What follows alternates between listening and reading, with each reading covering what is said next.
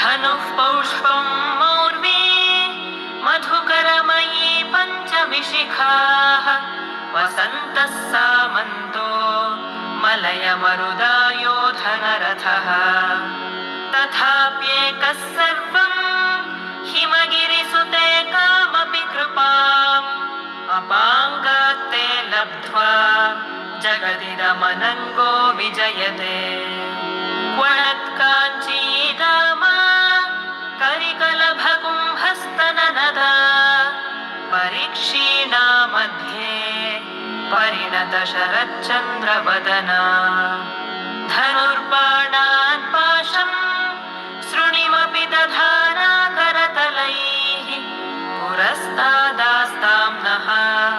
पुरमथितुराहो पुरुषिका सुधा सिन्धोर्मध्ये सुरविदपि वाटी परिवृते मणिद्वीपे नीपो पवनवति चिन्तामणिगृहे शिवागारे मञ्चे परमशिवपर्यङ्कनिलयाम् भजन्ति त्वां धन्याः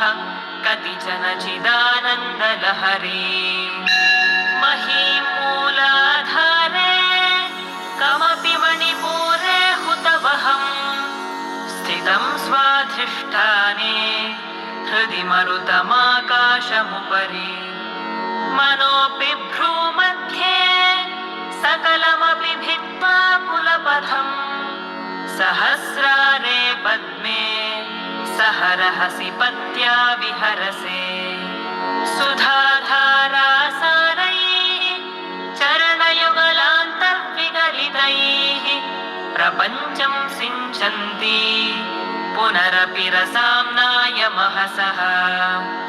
अवाप्य स्वां भूमिं भुजगनिभमध्युष्टवलयम् स्वमात्मानं कृत्वा स्वपिशिकुलकुण्डे कुहरिणी